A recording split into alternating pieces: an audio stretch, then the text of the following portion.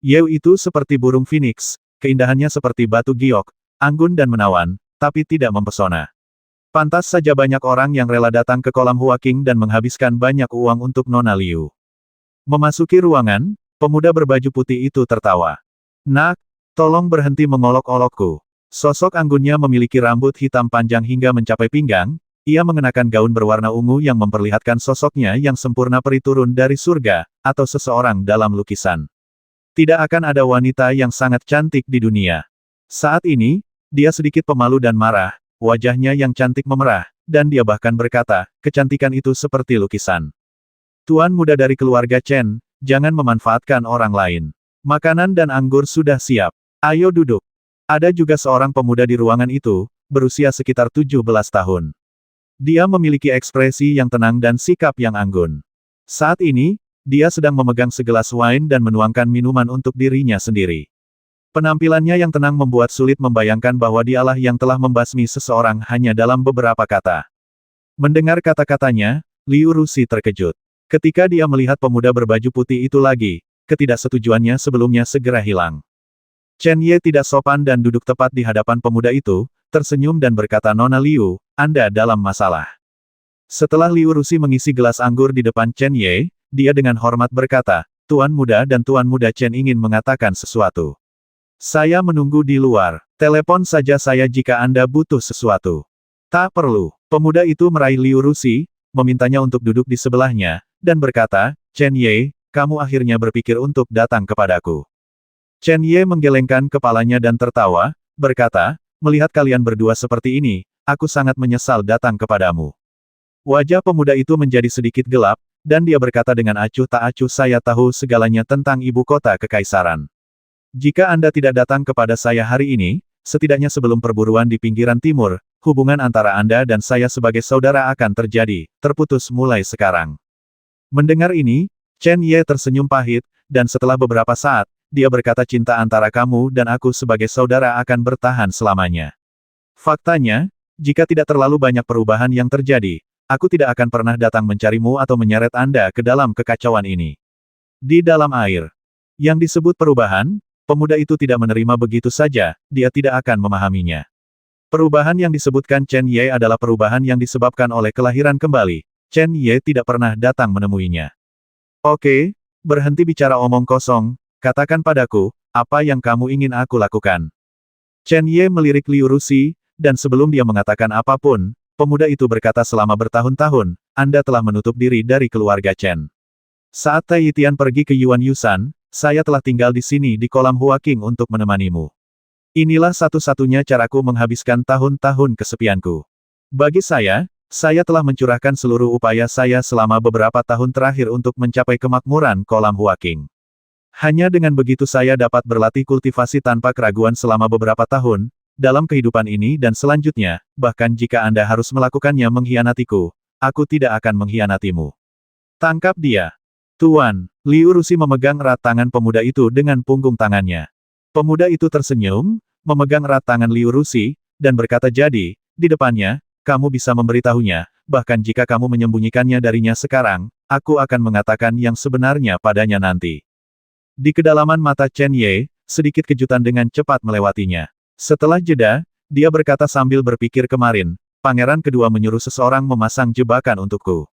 Sebelumnya, saudara ketigaku ikut campur di dalamnya, dan ibu kota kekaisaran Xiao Mei, yang berada di peringkat kelima dalam daftar, juga harus menjadi pangeran kedua. Aku tidak percaya aku tidak bertemu denganmu selama 4 tahun, dan ketika aku bertemu denganmu lagi, kamu benar-benar menimbulkan masalah besar. Aku baru saja mengatakan bahwa kamu adalah pria yang merepotkan, dan kamu tidak bahagia. Pemuda itu tidak bisa menahan senyum dingin, dengan kesadaran diri yang dingin.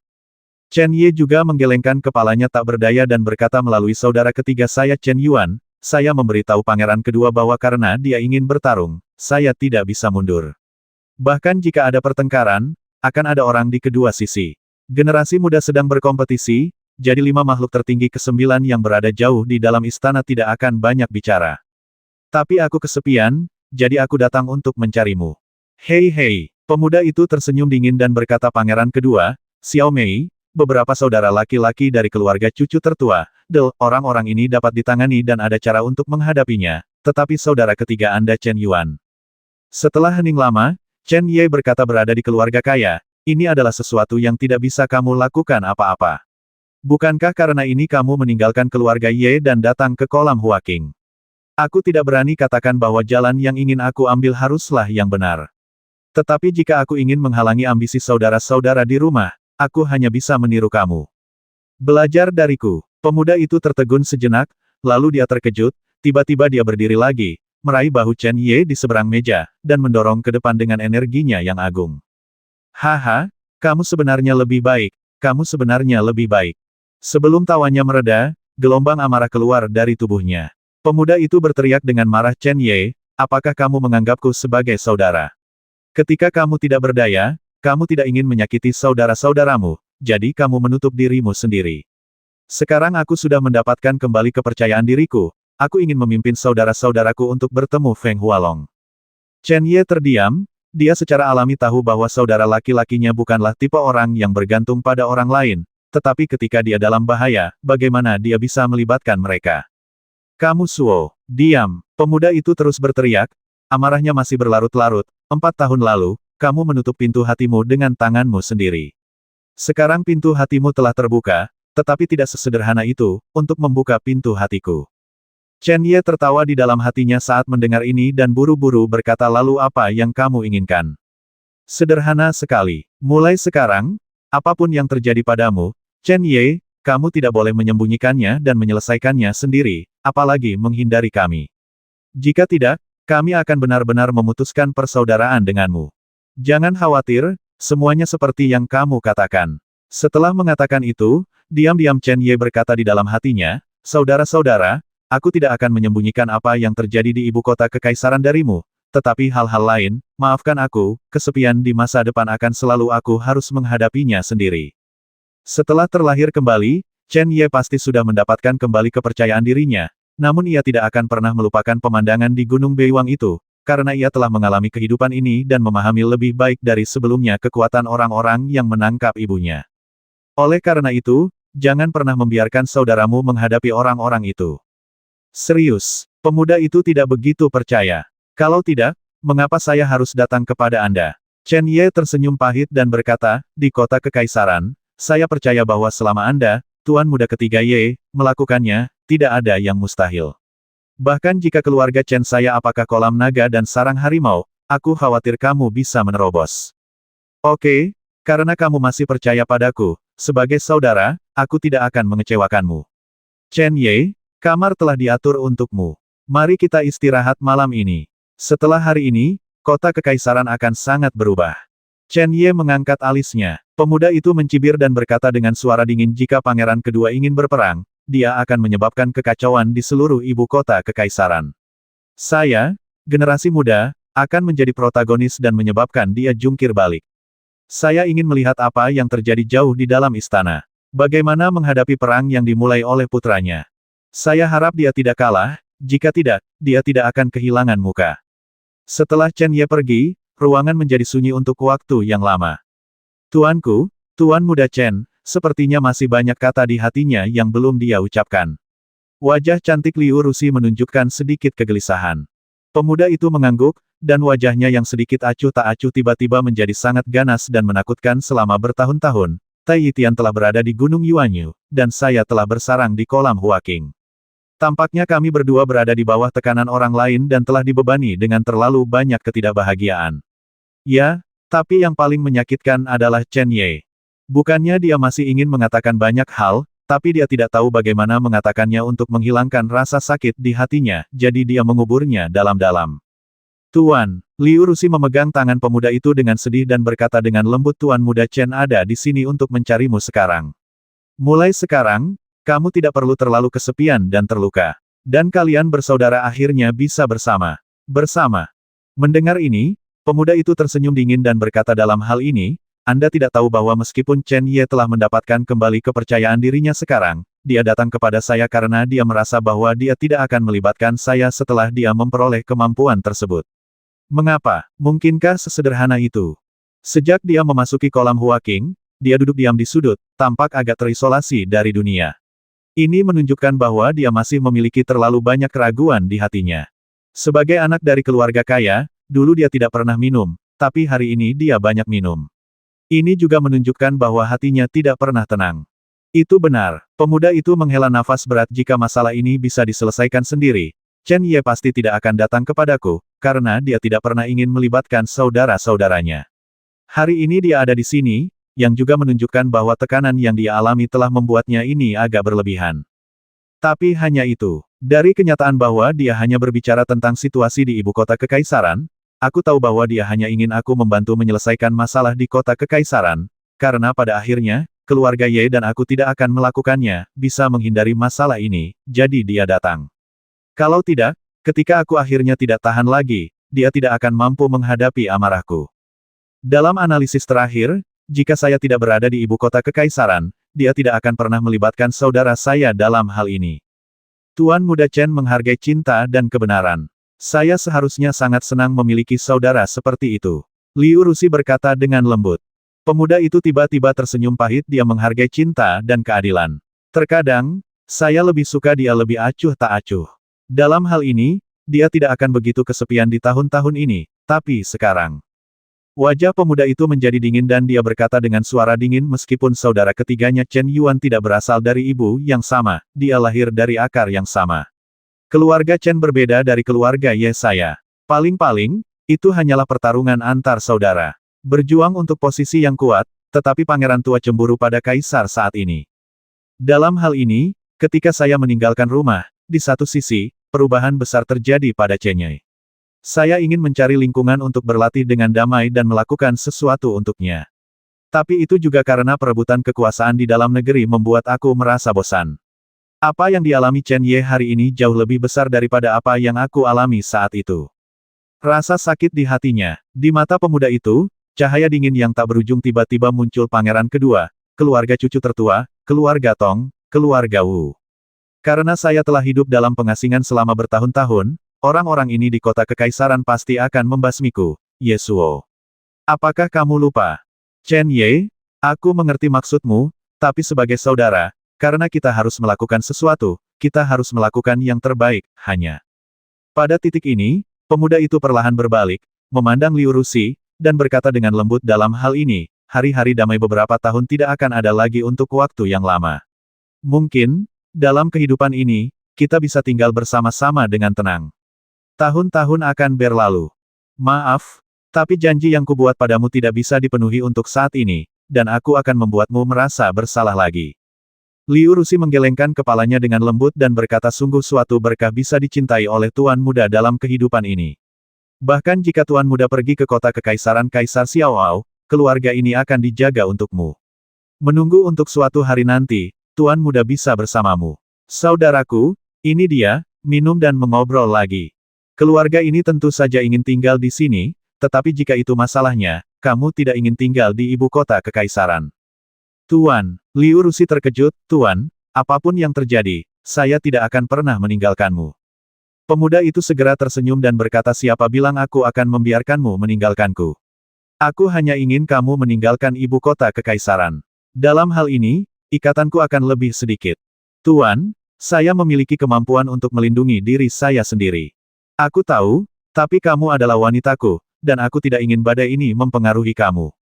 Jika ini terjadi, kekaisaran akan berubah, dan itu akan menjadi perubahan besar.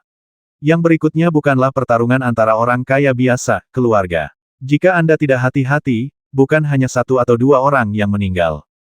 Pertarungan ini, karena takdir, melibatkan terlalu banyak orang. Meskipun pangeran kedua dan keluarga cucu tertua bergabung untuk mengincar Chen Ye, yang tidak dapat mengetahui bahwa hari ini, tindakan apapun terhadap masa lalu keluarga Chen akan berada dalam bahaya dukungan yang cukup dari Yang Mulia Kaisar. Chen Ye telah melakukan persiapan yang cukup dan meminta Chen Yuan untuk menyampaikan pesan kepada pangeran kedua. Namun, identitas pangeran kedua memang luar biasa. Jika dia kalah, dia akan kehilangan wajah keluarga kerajaan. Di permukaan, tidak peduli apakah para tetua keluarga Chen akan melawan atau tidak, keluarga Chen adalah menteri dari kekuatan besar. Kecuali Tuan Chen secara terbuka memberontak, jika tidak, keluarga Chen tidak akan berdaya melawan tindakan tertentu dari kerajaan keluarga. Chen Ye memahami kebenaran ini dan menentukan sifat dari pertarungan ini. Pemuda itu juga tahu betul bahwa apa yang disebut alam hanyalah fasad. Jika pada akhirnya keluarga kerajaan harus menjadikan seseorang bertanggung jawab atas kegagalan pangeran kedua, maka kecuali kita dapat memutuskan untuk meninggalkan Dahua, seseorang harus mengambil tanggung jawab ini. Mengambil tanggung jawab ini mungkin berarti kematian. Tidak ada yang bisa terjadi pada saudara-saudaraku, dan Chen Ye masih memiliki hal-hal besar yang harus dilakukan, jadi pada akhirnya, semua tanggung jawab akan ditanggung oleh dirinya sendiri. Itulah mengapa saya ingin tinggal bersama Tuan Muda. Dimanapun Tuan Muda berada, saya akan mengikutinya. Liu Rusi berkata dengan tegas, dan dia juga mengerti apa yang dipikirkan pemuda itu. Pemuda itu tersenyum, memegang tangan halus Liu Rusi, dan berkata kehadiranmu di ibu kota kekaisaran tidak hanya membuatku merasa lebih nyaman, tetapi juga membuatku prihatin. Karena kamu menungguku di kejauhan, aku akan melakukannya, aku tidak akan membiarkan diriku mati. Tidak ada orang lain di dinasti Dahua yang bisa mengkhianatiku, tapi aku, Ye Suo, tidak keberatan. Menguasai, Liu Rusi mengangkat kepalanya dan matanya menawan seperti sutra tuan, biarkan Rush melayanimu malam ini. Malam semakin gelap, dan jalan-jalan panjang di ibu kota kekaisaran sudah kosong. Tepat sebelum fajar, tiba-tiba, puluhan sosok hitam muncul dari kegelapan seperti kilat, dan kemudian tersebar seperti kilat ke segala penjuru kota kekaisaran. Gunung Yuanyu terletak di utara ibu kota kekaisaran, di seberang Gunung Beiwang, namun pemandangan Gunung Yuanyu sama sekali berbeda dengan Gunung Beiwang. Gunung Beiwang berdiri seperti pedang tajam di dunia, menjulang tinggi ke awan, hanya sedikit orang yang bisa sepenuhnya menikmati pemandangan di gunung tersebut. Namun, Gunung Yuanyu tidak hanya tingginya setengah dari Gunung Beiwang, tetapi juga menggantung di atas pegunungan sepanjang tahun bulat. Ada lapisan awan gelap, jadi hujan, dan dari sanalah nama Yuan Yusan berasal. Begitu memasuki Gunung Yuanyu, Anda serasa memasuki tempat yang gelap. Melihat ke kejauhan, Anda bisa melihat langit cerah yang membuat orang terkesima dengan keajaiban alam. Pegunungan sedang hujan, yang secara alami membuat jalan menuju gunung menjadi sulit dan berbahaya. Bahkan yang disebut jalan pun rusak. Ditambah dengan kelembapan yang berlebihan, iklim dan lingkungan di Gunung Yuanyu sangat berbeda dengan tempat lain. Oleh karena itu, hanya sedikit orang yang akan pergi ke Gunung Yuanyu kecuali diperlukan. Lambat laun, gunung ini telah menjadi tempat yang sangat berbahaya di tepi kota kekaisaran, ibu kota dinasti Tiongkok besar, gunung ini benar-benar ada tempat berbahaya. Mendaki dengan susah payah di jalan setapak mendaki gunung, meskipun kesejukan terus berlanjut, Chen Ye menyeka keringat di dahinya dari waktu ke waktu. Melihat jarak jauh ke puncak gunung, Chen Ye tidak bisa menahan nafas. Ye Suo tinggal di tempat yang tampaknya makmur seperti kolam Huaqing, namun kenyataannya, tempat itu sangat dibenci oleh para tetua keluarga kaya besar di ibu kota kekaisaran, terlalu kecanduan kembang api itu sendiri merupakan simbol degenerasi. Tai Yitian tinggal di Gunung Yuanyu. Lingkungan seperti ini tidak diragukan lagi sangat bermanfaat untuk membentuk karakter seseorang dan berlatih seni bela diri. Kepindahan Tai Yitian akan menuliskan kata-kata kekagumannya di hati banyak orang. Namun, lingkungan seperti itu sangat tidak tertahankan bagi banyak orang. Tempat yang dipilih Ye Suo berbeda dengan tempat Tai Yitian, tetapi hati mereka sama. Beberapa tahun yang lalu, setelah kejadian di Gunung Beiwang, mereka menutup diri dan memilih untuk meninggal dunia. Chen Ye tahu bahwa mereka melakukan ini dengan harapan dapat membantunya suatu hari nanti. Chen Ye seharusnya sangat senang memiliki saudara laki-laki seperti ini, tetapi dia tidak ingin saudara laki-lakinya menanggung tekanan dan siksaan yang tidak seharusnya mereka tanggung karena dia. Di kota kekaisaran, putra ketiga dari keluarga Ye, Ye Suo, dan tuan muda dari keluarga Tai, Tai Yitian, sangat bergengsi dan ditakuti karir yang hebat.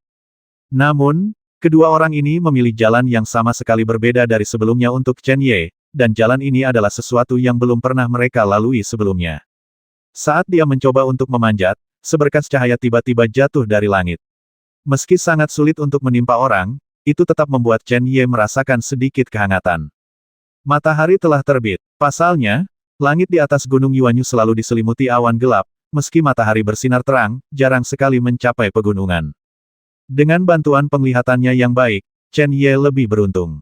Di matanya, samar-samar dia bisa melihat sosok yang perlahan muncul dari awan di puncak gunung.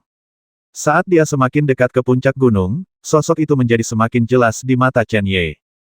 Dia adalah seorang pemuda berusia sekitar 17 atau 18 tahun, tetapi dia memiliki tubuh sekuat menara besi, tubuh bagian atas telanjang, dan otot-otot bersudut yang terhubung dengan sempurna, membuatnya tampak seperti dia satu-satunya tubuhnya seperti tangki yang tidak bisa dihancurkan. Pada saat ini, dia sedang berkultivasi dengan kelima hatinya menghadap ke langit, tetapi ketika Chen Ye melirik sedikit ke belakang, ekspresinya segera berubah.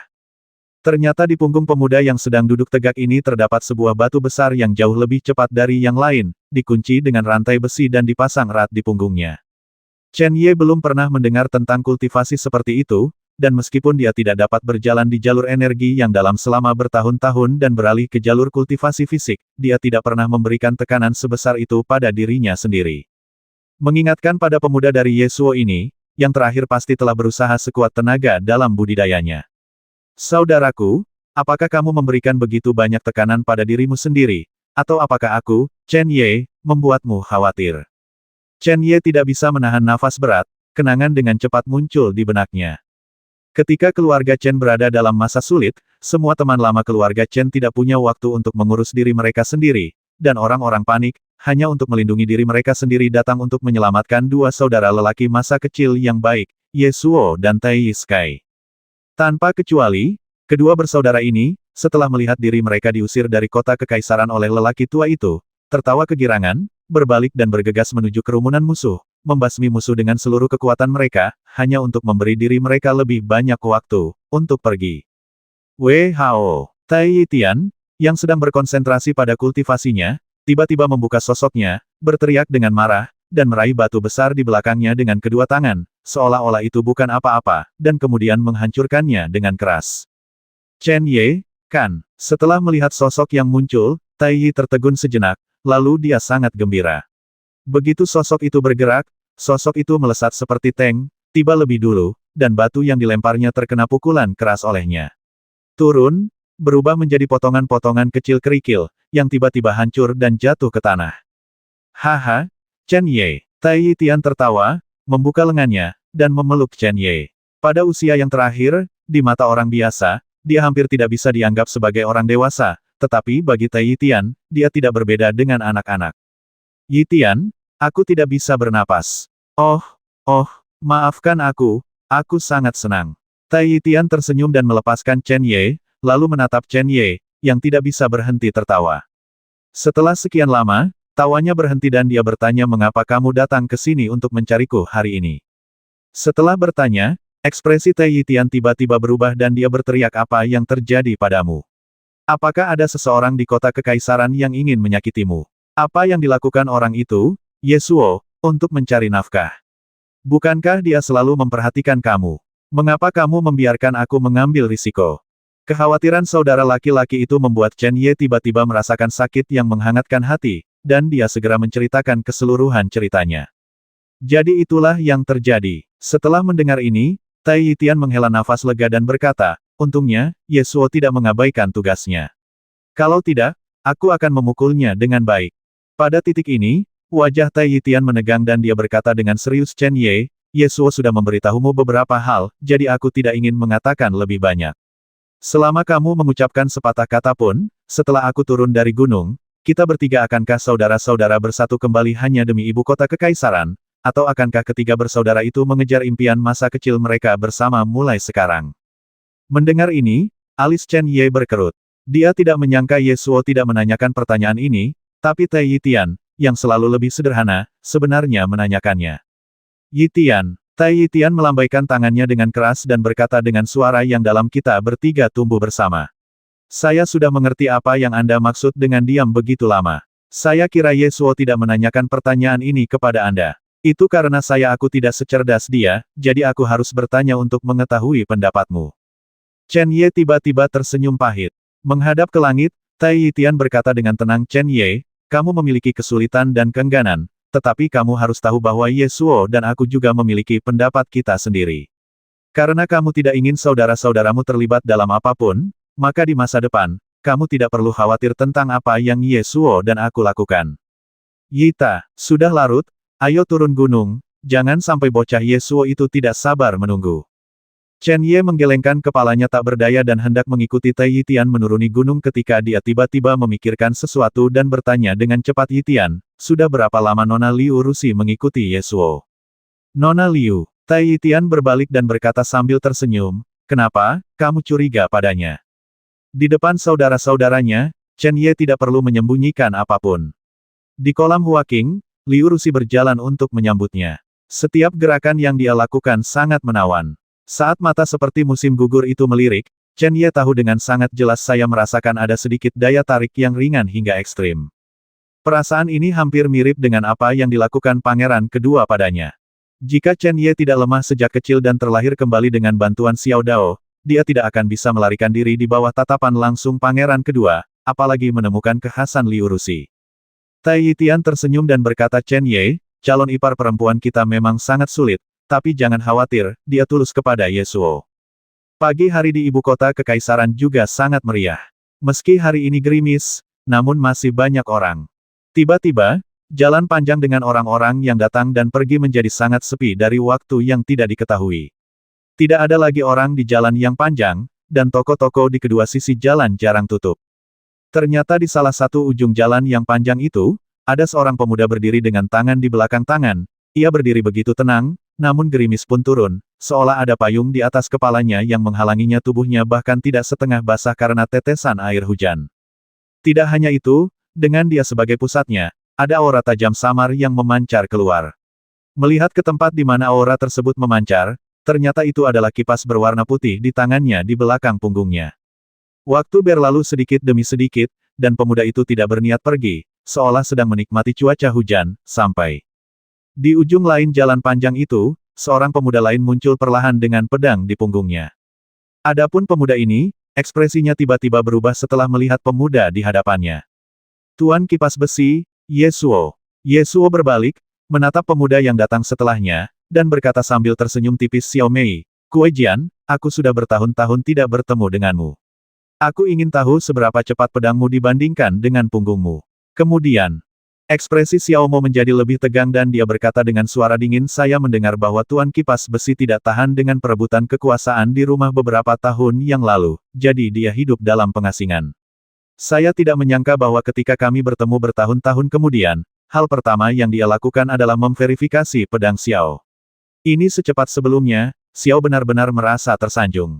Mendengar ini, Yesuo tersenyum dan berkata dengan ringan, aku hanya mendengar bahwa pedang Xiao Meizi sangat cepat, tapi aku tidak menyangka mulutmu juga kuat. Aku sangat berharap pedangmu akan lebih baik di tahun-tahun ini. Kemajuan besar telah dicapai, jika tidak, orang akan mati jika pedangnya patah. Kamu Suo. Xiao Mei menarik napas dalam-dalam dan berkata dengan sungguh-sungguh, saya sudah lama mengetahui bahwa Anda memiliki hubungan yang baik dengan Chen Ye. Saya di sini hari ini, mungkin untuk memberikan dukungan padanya, bukan? Chen Ye bukanlah putra tertua Fei, jadi dia tidak membutuhkan orang lain untuk membela dia. Yesuo tersenyum dingin dan berkata, aku datang kepadamu, hanya untuk memberitahumu bahwa alih-alih menjadi orang baik, kamu ingin menjadi perempuan jalang. Dalam hal ini, sebaiknya aku memukulmu seperti guk-guk dan panggil guk-guk di belakangmu. Tuan tahu bahwa di ibu kota kekaisaran, bahkan dia mungkin tidak dapat menutupi langit hanya dengan satu tangan. Dan jika dia berani menindas saudara-saudara kita, dia harus membayar harga tertentu. Yesuo, lepaskan. Sebelum kata si muncul, pandangan Xiao Mo tiba-tiba kabur. Pemuda di matanya menghilang seperti hantu saat ini. Ketika Yesuo muncul kembali, sungguh mengejutkan bahwa dia sudah berada di depannya. Kecepatan yang luar biasa, ekspresi Xiao Mo berubah drastis. Dia adalah seorang pejuang, dan seorang kultivator pedang di antara para pejuang. Seorang pendekar pedang itu ringan dan anggun, dan yang penting adalah pergerakan dan kecepatan. Tentu saja, ketika kultivasi seseorang mencapai level tertentu, tidak ada masalah dalam menembus kecepatan dengan kekuatan, namun Xiao Mei saat ini masih jauh dari titik itu. Meski begitu, Xiao tidak terlalu percaya diri dengan gerakan dan kecepatannya sendiri, jika tidak, dia tidak akan menantang Chen Xuan, yang peringkatnya di atasnya, lagi dan lagi. Namun kecepatan yang ditunjukkan Yesuo sekarang membuat Xiao Wu bertanya-tanya mengapa peringkat Yesuo di daftar elit kota kekaisaran tidak pernah berubah, dan tidak ada yang berani menantangnya. Kecepatan ini saja sudah cukup untuk membuat Yesuo berdiri tegak. Begitu sosok itu tiba, kipas putih itu bagaikan kilat, menunjuk tepat ke tengah alis Xiao Mei. Xiao Mei, coba kulihat dengan jelas, mana yang lebih cepat adalah pedangmu atau kipas putihku. Sekarang Xiao tidak bisa melihat dengan jelas kecepatan Bai Fan, dia hanya bisa secara naluriah meletakkan pedang panjangnya di depan dahinya, dan di saat yang sama, tubuhnya mundur secepat kilat. Jika ada penonton, mereka akan melihat dari tindakannya bahwa Xiao Wei tidak lagi percaya pada nalurinya sendiri. Dia sama sekali tidak percaya bahwa dia bisa memblokir serangan Bai Fan dengan pedangnya di depan.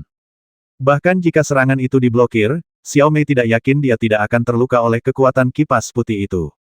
Tapi serangan Ye Suo datang secepat guntur. Dengan kecepatan mundur Xiao Mu yang terburu-buru, bagaimana dia bisa mengejar Ye Suo? Setelah beberapa saat, kipas putih itu tidak terlihat mewah. Menggigit. Ketika emas dan besi saling bersendewa, semburan bunga api tiba-tiba terbang keluar. Dalam percikan bintang, Xiao Mei tidak bisa menahan erangan, wajahnya tiba-tiba menjadi pucat, dan dia tidak bisa menahan untuk tidak memuntahkan seteguk darah. Apakah kamu layak menduduki peringkat kelima dalam daftar pria paling tampan di ibu kota? Dibandingkan dengan Chen Xuan, kamu tertinggal jauh. Salah satu kipas mengejutkan Xiao Mei, dan Ye Suo mencibir ringan. Tanpa menunggu apa yang terjadi pada yang pertama, dia bergegas maju lagi. Kipas putih itu terbuka seperti lukisan, tapi setajam pisau. Xiao tidak menggunakan pedangnya untuk memblokirnya, hanya terdengar suara klik yang tajam. Pedang baja panjang Xiao Mei dipotong rapi menjadi dua bagian di bawah kipas seperti sepotong tahu, dan kemudian jatuh ke tanah dengan suara yang keras. Kamu Suo, wajah Xiao Mo menjadi pucat. Dia sudah lama tahu bahwa dia tidak akan menjadi lawan Ye Suo, tapi setelah memikirkannya, dia masih bisa mempertahankan beberapa gerakan, bukan? Akhir cerita saat ini membuatnya malu setengah mati. Kipas putih telah lama ditarik. Melihat Xiao Mei, Ye Suo berkata dengan ringan, kamu sendiri tidak memenuhi syarat untuk melawan Chen Ye di acara berburu di pinggiran timur. Xiao Mei tersenyum sedih, tapi ada sedikit kegilaan di matanya Ye Suo, kamu benar-benar di sini untuk mengambil tindakan demi Chen Ye. Hehe, saat itu, dia sangat bangga pada semua orang, tapi sekarang, bahkan dirinya sendiri. Dia mengeluarkan sebuah tantangan dan meminta orang lain untuk membantunya menyelesaikannya terlebih dahulu. Itu konyol, haha. Ye Suo, Xiao tidak sedikit pun tidak puas dengan kekalahanku di tanganmu. Jika kamu tidak takut dengan balas dendam orang-orang di belakangku, kamu akan membasmiku. Kamu tidak perlu mengancamku dengan tuanmu. Jika aku takut, aku tidak akan datang kepadamu hari ini. Kipas putih menutup seperti biasa, Ye Suo tersenyum menghina dan berkata, jangan gunakan Chen Ye untuk memprovokasi saya untuk membasmimu. Haha, kataku, aku mencarimu hanya untuk memberi pelajaran pada tuanmu. Jangan selalu merasa benar sendiri. Adapun hidup dan matimu, Chen Ye itu sudah ditakdirkan untukmu. Tentu saja, jika kamu tidak ingin mati, kamu masih punya kesempatan. Itu tergantung apakah kamu bisa menangkapnya. Setelah mengatakan itu, Ye Suo pergi. Gerimis membasahi tubuhnya, tapi bukannya membuat Xiao Mei merasa kedinginan, malah ada api yang berkobar membakar jauh di dalam hatinya. Oke, Chen Ye, biarkan Ye Suo memukul wajahku di depan umum. Oke, bagus sekali. Tunggu saja, selama pertempuran berburu di pinggiran timur, aku akan mempermalukanmu sampai-sampai dipermalukan di depan semua pejabat tinggi, dari dinasti. Akan lebih baik mati untuk menghilangkan kebencian di hatiku hari ini. Xiao Meizi tidak menyangka bahwa pada saat yang sama Ye Suo sedang mencarinya, akan ada pertarungan mudah di jalan panjang lainnya. Dan saat Xiao Wei mengutuk Chen Ye saat menghadapi gerimis, Ye Suo telah berubah ke medan perang baru. Pagi ini di ibu kota kekaisaran terlalu sepi. Hanya satu pagi yang belum berlalu, Xiao Mei, saudara laki-laki dari keluarga Changsun, orang tua dan cucu dari keluarga Tong, anggota terbaik dari generasi muda keluarga Wu, semuanya terluka oleh Ye yang telah lama hilang. Suo dan Tai Yitian. Terutama Changsun bersaudara, luka mereka bahkan lebih serius. Meski tidak fatal, namun meninggalkan rasa sakit yang tidak akan pernah bisa disembuhkan selamanya. Tak hanya itu, pagi ini bisnis-bisnis di ibu kota kekaisaran juga dikepung oleh sekelompok orang tak dikenal. Mereka tidak menggunakan cara kekerasan apapun untuk menghancurkannya, melainkan hanya menunjukkan bukti adanya jual beli paksa yang dilakukan oleh bisnis-bisnis tersebut. Yang lebih mengejutkan orang-orang di ibu kota kekaisaran adalah bahwa pangeran kedua saat ini, Chen Yuan, putra ketiga dari keluarga Chen, juga diserang dalam perjalanan. Meskipun dia tidak terluka parah, hal itu tetap mempermalukan wajah mereka.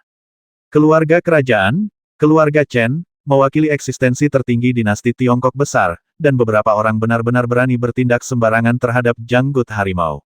Untuk sesaat, kota kekaisaran terguncang. 5 makhluk tertinggi ke-9, yang berkedudukan tinggi di istana, tidak tahan lagi dan memerintahkan semua menteri dan pihak yang terlibat untuk segera memasuki istana.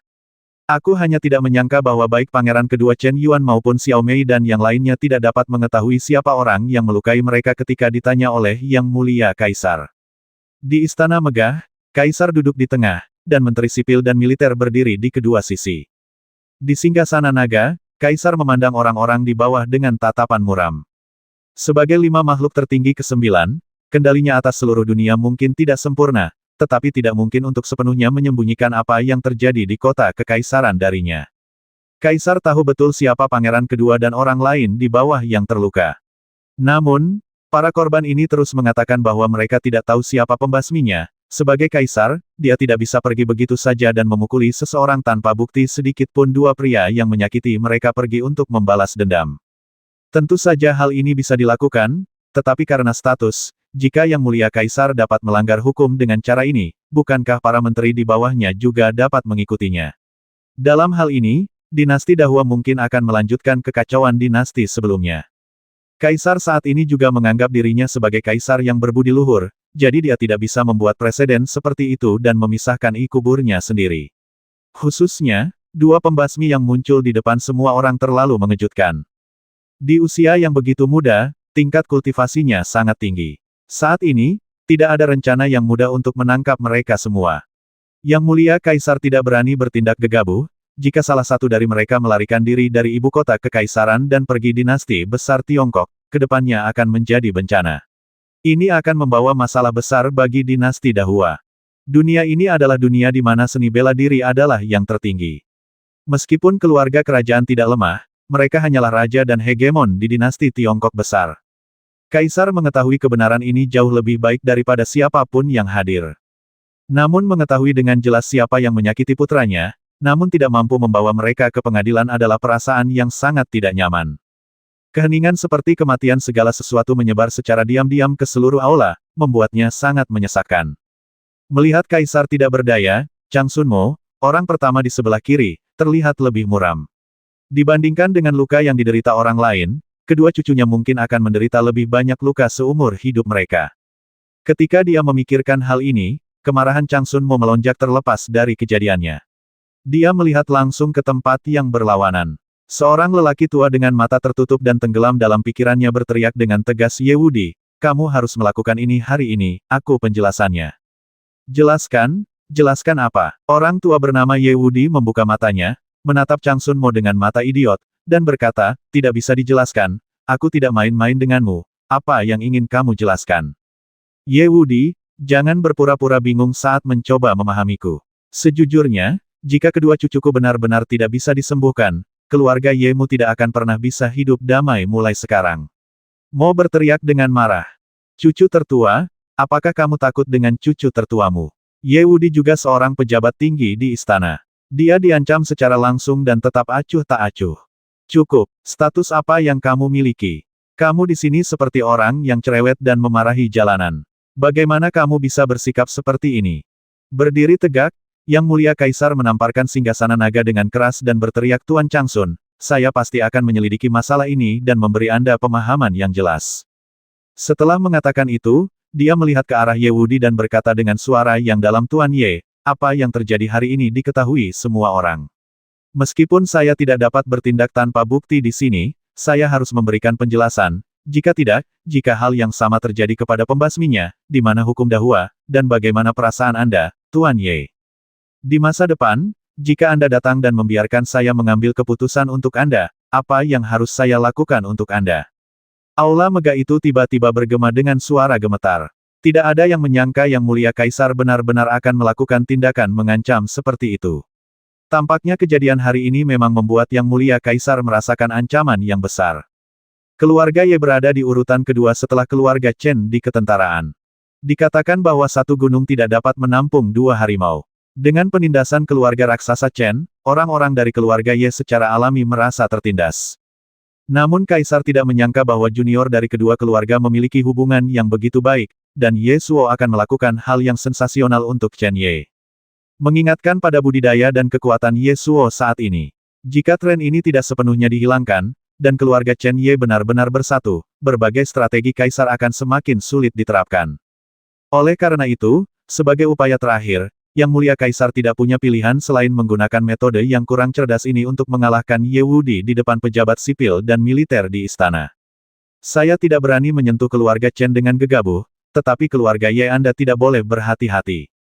Ye Wudi mengangkat alisnya, menahan amarahnya di dalam hatinya, dan berkata dengan hormat yang mulia, saya benar-benar tidak dapat memahami kata-kata Anda ketika berbicara dengan Changsun Laoer.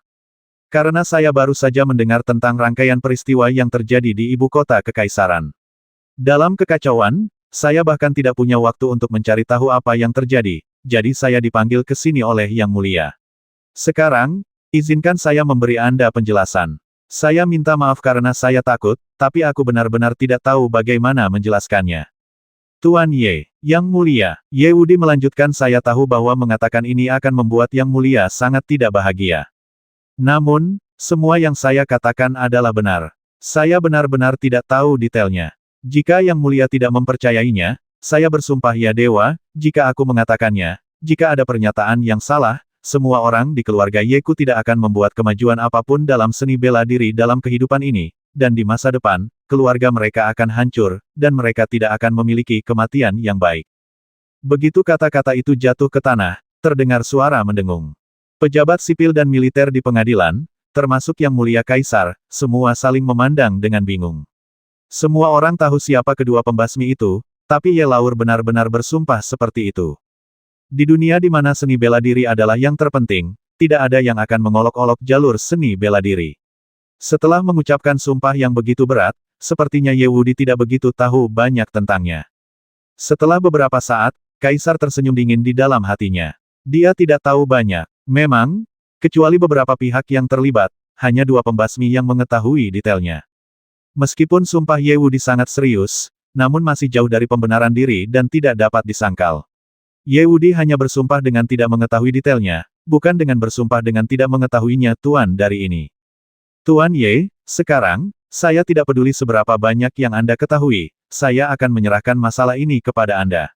Dalam 3 hari, saya, serta pejabat sipil dan militer dinasti ini, ingin mendengar detail seluk-beluknya darimu. Mendengar ini, wajah Ye Wudi berubah secara samar. Persis seperti yang dipikirkan Kaisar. Hal sebesar itu telah terjadi, terutama ketika pangeran kedua dan putra ketiga dari keluarga Chen diserang dia. Biarkan dia pergi dan mencari tahu dengan jelas. Bukankah sudah jelas bahwa dia harus mengizinkan Ye Wudi mengikat cucunya ke aula dengan tangannya sendiri dan menyerahkannya kepada Yang Mulia Kaisar? Tidak apa-apa jika itu adalah cucu lainnya, tapi Yesuo. Meskipun dalam hati Yesuo, dia tidak lagi menganggap keluarga Ye sebagai keluarganya sendiri, tidak mungkin Ye Wudi menyerah pada Yesuo. Tuan Ye, masalah ini menyangkut keluarga kerajaan, keluarga Chen, dan reputasi kalian semua, jadi mohon selidiki dengan cermat.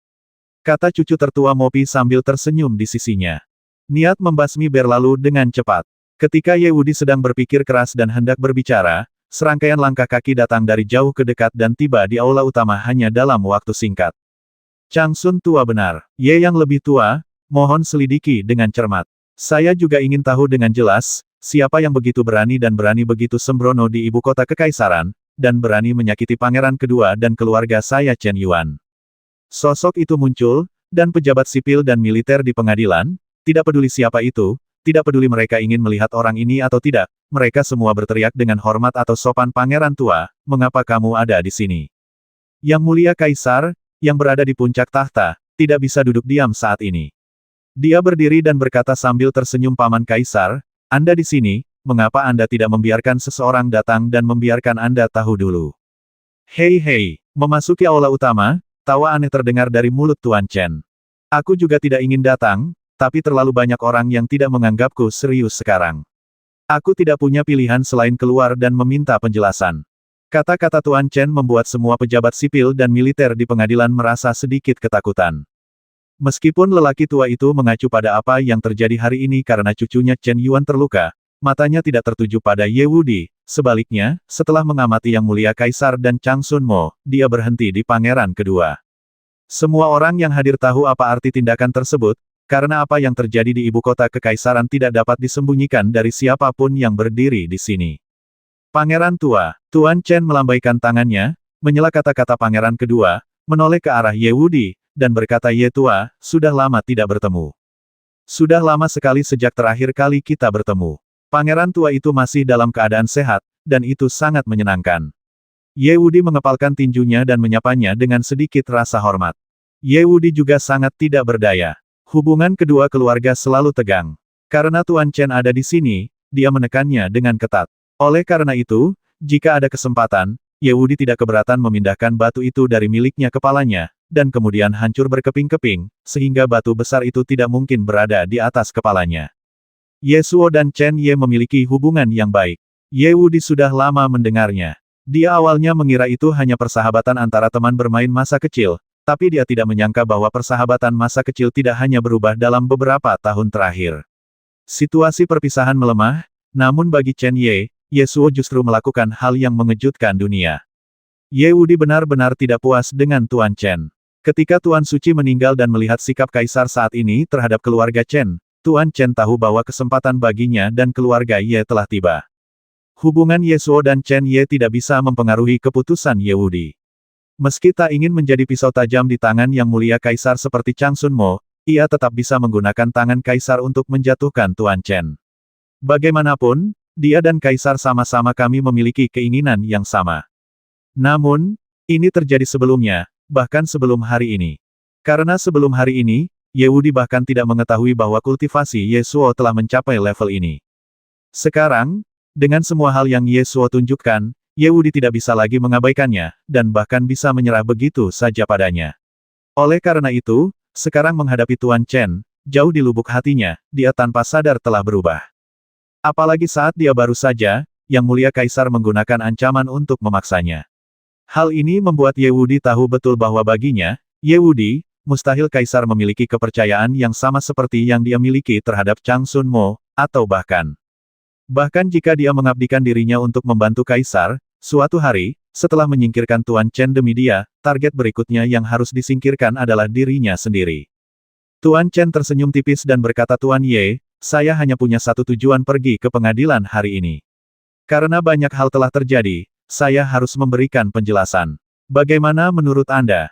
Ekspresi Ye Wudi sedikit berubah, dan setelah berpikir sejenak, dia berkata Yang Mulia telah meminta Menteri Lama untuk menyelidiki masalah ini. Sebelum Ye Wudi selesai berbicara, Tuan Chen melambaikan tangannya lagi, memandang Kaisar, dan berkata dengan sungguh-sungguh Yang Mulia, apakah menurut Anda perkataan saya salah? Kaisar sedikit bingung dengan apa yang dimaksud Tuan Chen dengan menanyakan hal ini, tetapi dia hanya bisa mengangguk sebagai tanda pengakuan. Selain itu, kata-katanya sendiri benar. Dia harus membiarkan pangeran kedua dan yang lainnya dipukuli tanpa memeriksanya. Melihat ini, Tuan Chen tersenyum dan berkata Yang Mulia, bagaimana kalau Anda membiarkan saya menyelidikinya? Saya yakin metode saya lebih baik daripada Tuan Ye. Pangeran tua, kamu sudah sangat tua. Kamu bisa beternak ayam dan bebek saja di hari kerja. Aku tidak akan mengganggu pangeran tua dengan hal-hal sepele ini, kan? Chang Sun Mo tiba-tiba merasakan perasaan tidak enak di hatinya, dan dia tidak melakukannya. Tidak perlu menunggu Kaisar mengatakannya. Apa? Dia segera mengatakannya terlebih dahulu. Setelah menatap dingin pada cucu tertua sejenak, Tuan Chen tiba-tiba merasakan keganasan di alisnya meskipun saya sudah tua, saya tidak tua dan bingung. Mengapa? Anda, cucu tertua, tidak percaya pada metode saya? Jangan berani, jangan berani. Chang Sun Mo tidak berani menjawab kata-kata itu dengan santai. Yang Mulia, apa maksud Anda? Setelah merenung sejenak, Kaisar berkata karena Paman Kaisar sangat ingin, maka hal itu akan ditangani oleh Paman Kaisar. Karena hubungan Chen Ye, Kaisar merasa sulit untuk mengendalikan beberapa hal yang terjadi baru-baru ini. Karena Tuan Chen mengambil inisiatif untuk mengambil tangan, Kaisar menginginkan semua cucunya tidak boleh memihak satu sama lain. Selama Tuan Chen memiliki hubungan dengan Ye Wudi jika terjadi kebuntuan, maka betapapun baiknya hubungan antara Chen Ye dan Ye Suo, mereka tidak akan dapat mempengaruhi situasi dua keluarga. Dengan begitu, akan lebih mudah di pengadilan. Terima kasih, Yang Mulia. Tuan Chen mengepalkan tinjunya, suaranya tiba-tiba menjadi dingin dan serius, dia melihat ke depan dan berkata dengan acuh tak acuh pangeran kedua, saya ingin menanyakan sesuatu. Beberapa hari yang lalu, Anda diam-diam memanggil sersan kekaisaran. Apa yang terjadi? Begitu kata-kata ini keluar, Yang Mulia Kaisar, Chang Sun Mo, pangeran kedua, Chen Yuan dan yang lainnya merasa jantung mereka berdebar kencang. Sekarang mereka akhirnya mengerti mengapa Tuan Chen mengambil semua tanggung jawab dan mengambil inisiatif untuk memintanya penyelidikan atas apa yang terjadi hari ini. Tentu saja, pergerakan sebesar itu tidak dapat disembunyikan dari para pejabat pada masa itu, dan bahkan lebih mustahil lagi bagi kaisar untuk mengetahuinya, namun tidak ada yang berpikir bahwa ada yang salah dengan melakukan hal tersebut. Sebagai pangeran saat ini, pangeran kedua adalah pangeran yang paling disukai oleh Yang Mulia Kaisar dan pesaing paling kuat untuk posisi putra mahkota. Dengan latar belakang seperti itu, memobilisasi sersan adalah hal yang wajar. Selain itu, setelah kejadian tersebut, pangeran kedua juga melakukan persiapan yang matang, bahkan meminta Chen Ye untuk menyampaikan pesan kepada Tuan Chen, meminta Chen Ye menjelaskan apa yang telah dilakukannya, untuk mencegah kesalahpahaman Tuan Chen. Namun pangeran kedua tidak menyangka bahwa Chen Ye tidak pernah menyebutkan hal ini sama sekali. Sekarang, Tuan Chen sengaja mengungkit hal-hal lama lagi. Bahkan jika dia baru mengetahuinya, itu jelas tidak hanya untuk melampiaskan amarahnya pada Chen Ye, tetapi juga untuk memperingatkan beberapa orang. Paman Kaisar, Xuan Qi telah memberitahuku tentang masalah ini, dan aku telah menghukumnya. Yang Mulia Kaisar segera membantu pangeran kedua untuk minta diri. Karena Yang Mulia sudah menyelidikinya, saya tidak ingin bertanya lagi, tapi... Tuan Chen berkata dengan dingin. Yang Mulia, tahukah Anda apa tujuan pangeran kedua melakukan ini? Ini, pangeran kedua, bagaimana YR-ku telah menyinggung perasaanmu dan bagaimana aku bisa merasa kasihan padamu? Apakah kamu perlu bekerja sama dengan para orang menyebalkan dari keluarga cucu tertua untuk membuat jebakan seperti itu bagi YR-ku? Tuan Chen berkata dengan marah. Saya akui bahwa saya telah setia sejak saya mengikuti Dewa Suci. Setelah mendirikan negara besar ini, saya masih cukup beruntung untuk bertahan hidup, menerima hadiah yang murah hati dari Dewa Suci, dan menikmati hidup ini. Mungkinkah itu? Apakah semua ini menghalangiku? Apakah kamu mengikuti pangeran keduamu? Bahkan jika Anda memiliki pendapat yang menentang saya, Anda dapat membaca buku saya di depan Yang Mulia. Mengapa Anda perlu menyentuh cucu saya? Itu adalah keberuntungannya hari itu dan dia bisa kembali dengan utuh. Jika tidak, apakah Anda berencana untuk melakukannya? Kesampingkan, di mana dia mati. Pangeran tua, Xiao Wang tidak bermaksud demikian. Pangeran kedua tiba-tiba berkeringat banyak dan bahkan berbicara dengan gagap. Topi yang begitu besar, secara pribadi ditekan oleh Tuan Chen, bahkan kaisar tidak dapat menutup mata terhadapnya. Kamu tidak bermaksud begitu. Tuan Chen tertawa dengan marah. Anda berada di sini di Menara Tianxuang, tetapi Anda mengabaikan orang menyebalkan dari keluarga cucu tertua dan datang untuk menganiaya orang-orang di keluarga saya. Bukankah itu maksudnya? Kalau begitu katakan padaku, bagaimana menurut Anda? Apa maksudnya ini? Apakah karena seseorang dibasmi olehmu sehingga aku bisa menanyakan pertanyaan seperti itu padamu? Wang tua, diam padaku. Tuan Chen memelototi cucu tertua Mo dan berteriak dengan tegas. Saya tidak menyangka keluarga cucu tertua Anda begitu berani. Mereka bahkan berani menindas orang-orang di istana raja di depan semua orang. Mungkinkah anak tertua Anda cucu Mo benar-benar berpikir bahwa aku, Sang Raja, begitu berani? Tidak lagi mampu mengangkat tombak rajaku. Paman Kaisar, Yang Mulia, Tuan Chen berkata dengan amarah yang membara sambil menangkupkan tinjunya. Saya tahu bahwa saya memiliki terlalu banyak musuh di dalam dan di luar kehidupan ini, dan saya memahami dengan lebih jelas bahwa ketika suatu hari saya menyerah dan pergi ke barat, musuh-musuh ini tidak akan mengampuni keluargaku. Tapi aku tidak menyangka saat aku masih hidup, beberapa orang sudah tidak sabar. Oke, bagus sekali. Kalau begitu, jangan salahkan aku karena kejam. Jangan bilang ada orang yang berani mengincar siapapun di keluarga Chen saya di masa depan. Saya ini pasti akan menyebabkan pembantaian, hanya untuk masalah ini saja, jika Anda tidak memberi saya penjelasan yang masuk akal. Tuan Chen berbalik dan melihat sekeliling. Niat membasmi di matanya muncul tanpa disembunyikan. Kemudian, dia berteriak dengan tegas. Kalau begitu, hari ini, saya tidak keberatan membiarkan Anda melihatnya dengan mata kepala sendiri. Saya mengikuti Anda saat itu. Metode yang digunakan oleh Guru Suci ketika dia menaklukkan negara. Seluruh tempat terkejut, dan suasananya sunyi seolah waktu berhenti. Sejak kematian Guru Suci, semua orang yang hadir, termasuk Yang Mulia Kaisar, belum pernah melihat Tuan Chen begitu marah. Terutama Kaisar yang menyendiri. Dia tahu di dalam hatinya bahwa Tuan Chen memiliki beberapa keraguan dan memilih untuk mentolerir langkah-langkahnya yang mendesak, sehingga dia bahkan tidak dapat mengingat bahwa ketika dia masih muda, dinasti Tiongkok besar belum dimulai benar-benar mapan, Tuan Chen mampu membasmi semua kekuatan besar dari seluruh dunia. Semua orang bahkan lebih terkejut lagi. Selama bertahun-tahun, Chen hidup mengasingkan diri di rumah dan mengabaikan urusan dunia. Bahkan jika kekuasaan dan otoritas istana raja berulang kali dikurangi oleh kaisar dengan menggunakan berbagai cara, dia tidak pernah memprotes kamu kejam sekali hari ini. Anda harus tahu bahwa sasaran kemarahan Tuan Chen adalah pangeran kedua, yang merupakan kesayangan kaisar dan pewaris generasi berikutnya. Perilaku seperti ini tidak diragukan lagi memberitahu semua orang bahwa orang yang tidak dia puas sebenarnya adalah Yang Mulia Kaisar di atas tahta naga. Bagaimanapun, Chen Ye baik-baik saja. Rencana yang dia buat hari itu hanya untuk mempermalukan keluarga Chen. Terlebih lagi, bahkan jika Chen Ye tidak bisa menyelesaikannya, pangeran kedua dan yang lainnya tidak akan bertindak terlalu jauh, apalagi terluka Chen Ye. Seperti yang dikatakan Tuan Chen, selama dia masih hidup, keluarga kerajaan tidak akan pernah menyentuh sehelai pun rambut keluarga Chen kecuali ada alasan dan kepastian yang sangat besar, karena tidak ada yang bisa menahan kemarahan besar Tuan Chen. Namun, Tuan Chen menjadi gila hari ini, mengabaikan kekuasaan kekaisaran, mengabaikan kaisar, dan marah kepada kaisar di depan semua orang. Apa yang terjadi di balik ini? Semua orang benar-benar tidak percaya bahwa hanya karena Chen Ye menderita sedikit ketidakadilan atau seorang pelayan kecil di keluarga Chen diintimidasi, tindakan Tuan Chen sepadan.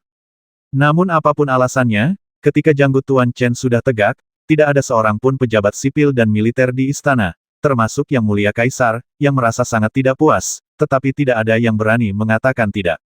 Paman Kaisar. Kaisar tersenyum pahit dan berkata dengan tulus, saya meminta maaf kepada Anda atas nama Xuan Qi. Saya juga berjanji kepada Anda bahwa mulai sekarang, hal yang sama tidak akan pernah terjadi lagi.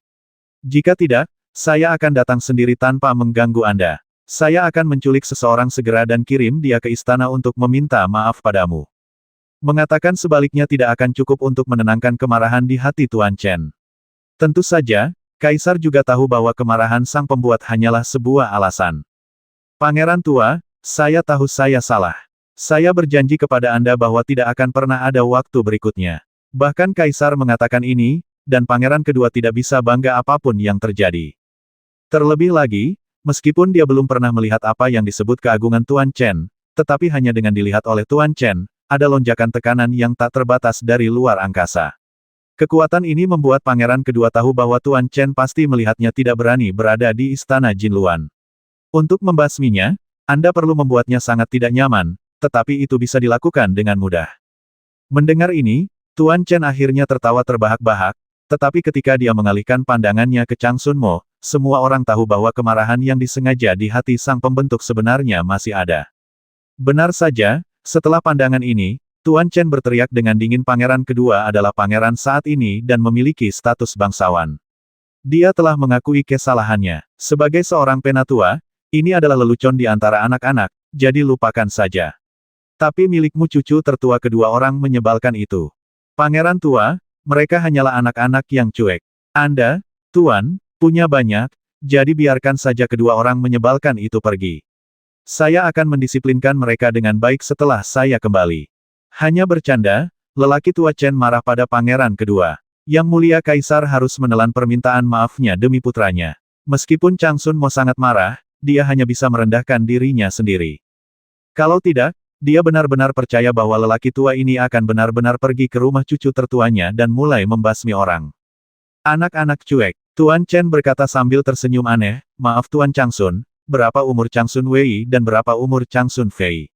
Sekarang, berhentilah bicara yang tidak masuk akal, cucu tertua, jika Anda tidak menjelaskan apapun kepada saya akan segera meminta Yang Mulia untuk mengambil tindakan terhadap Anda karena mengajari cucu Anda dengan buruk dan membiarkan cucu Anda berperilaku sembrono. Anda bahkan tidak bisa mendisiplinkan keluarga Anda, anggota dengan baik.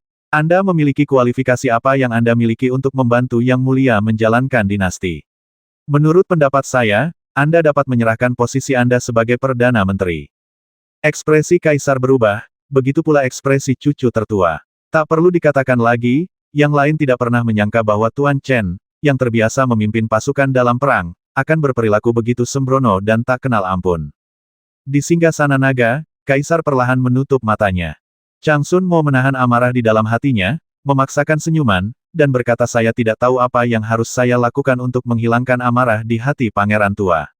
Sederhana sekali. Mulai sekarang, ketika Anda melihat anggota keluarga Chen saya, Anda harus mengambil jalan memutar.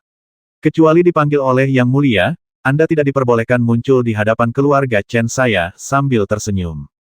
Pangeran tua, kebencian di hati Chang Sun Mo. Jika dia menyetujui ini, dia pasti akan memberitahu semua orang di ibu kota kekaisaran bahwa keluarganya akan lebih rendah dari keluarga Chen di masa depan. Melihat apa yang dipikirkan cucu tertua, Tuan Chen tersenyum ringan dan berkata, tentu saja, Anda boleh menolak untuk setuju, tetapi dalam hal ini, saya pasti akan datang ke rumah cucu tertua Anda untuk melihat-lihat. Sejujurnya, ya, saya belum pernah mengunjungi keluarga cucu tertua Anda sejak ibu kota didirikan.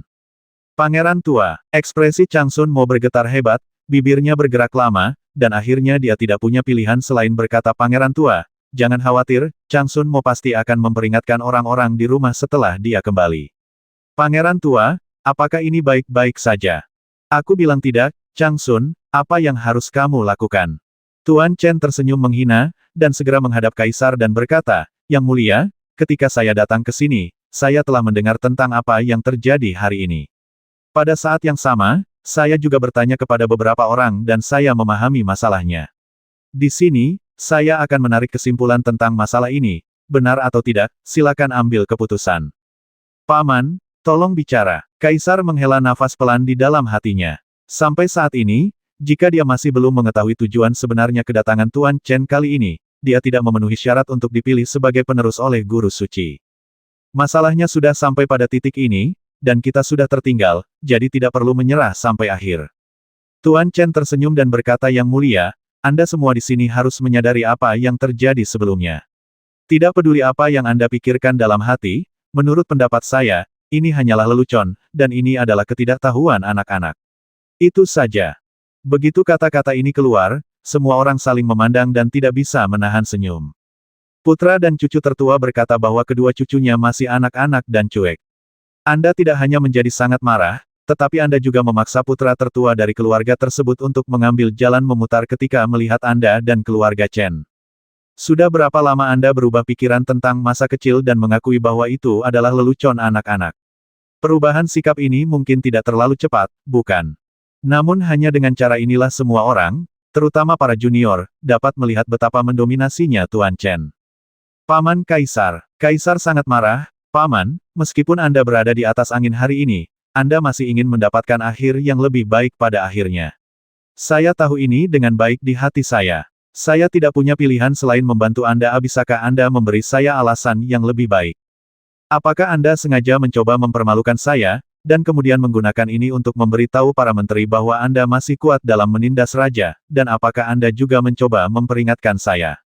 Bagaimana perubahan kecil Kaisar bisa disembunyikan dari Tuan Chen? Namun, lelaki tua itu hanya bisa tersenyum dan berkata, Yang mulia, semuanya, setelah mendengarkan apa yang saya katakan, Anda tidak akan berpikir bahwa saya sedang main-main. Dalam waktu kurang dari 1 pagi, banyak orang, termasuk pangeran kedua, diserang, dan bisnis beberapa orang dewasa pun terganggu.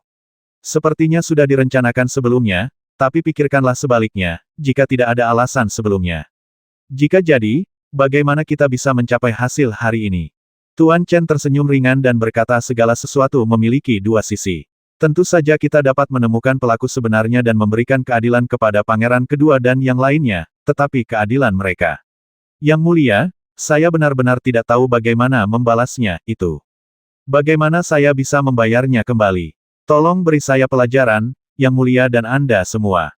Sebenarnya kejadian hari ini hanya memberi kita pelajaran yang baik. Ini memberitahu kita bahwa sebagai orang yang berkedudukan tinggi, kita tidak boleh mengandalkan kekuatan yang kita miliki untuk menindas orang lain, jika tidak, seseorang akan datang mengganggu kita, dunia, kita masih belum terkalahkan, dan bahkan jika kita bisa menjadi tak terkalahkan, sekali hal itu menimbulkan kemarahan publik, tidaklah mudah untuk mengakhirinya. Yang mulia, semuanya, saya ingin tahu apakah perkataan saya masuk akal. Melihat kerumunan dari kejauhan, Tuan Chen bertanya sambil tersenyum. Istana Kekaisaran telah mundur, tetapi masih banyak menteri di Istana Jinluan, mata mereka tertuju pada Yang Mulia Kaisar, dan kaki mereka sepertinya dipenuhi beban 1000 kilogram, tidak bisa bergerak. Ketika Tuan Chen pergi ke pengadilan, dia menggunakan kekuatan dominasinya yang luar biasa dan mengambil langkah pertama untuk mendapatkan poin. Dia memaksa semua orang, termasuk Yang Mulia Kaisar, untuk menyerah tanpa daya. Akibatnya, pangeran kedua dan orang lain terluka, dipukuli dengan sia-sia. Yang lainnya adalah masalah sepele. Pangeran kedua dipukuli karena tingkat budidayanya lebih rendah dari yang lain. Ada harimau yang berjongkok dan naga tersembunyi di ibu kota kekaisaran. Tindakan Tuan Chen tidak diragukan lagi merupakan demonstrasi kepada Yang Mulia Kaisar. Ini adalah masalah besar. Semuanya kembali. Suasana hati Kaisar jelas tidak terlalu tinggi. Setelah sekian lama, dia melambaikan tangannya, bangkit dan berjalan menuju ruang kerja di aula belakang. Melihat hal ini, para menteri yang dipimpin oleh Chang Sun Mo meninggalkan aula Jin Luan tanpa daya. Ketika hanya ada satu orang yang tersisa, ekspresi Kaisar menjadi suram seperti saat badai datang, dan dia terus berjalan bolak-balik di ruang kerja sendirian. Pada saat tertentu, Huoran mendongak dan matanya seolah menembus sinar dan melihat langit di luar. Berapa banyak orang yang ada di rumah Shen Wang sekarang? Yang Mulia, hampir tidak ada. Di angkasa, suara dingin terdengar dari udara tipis.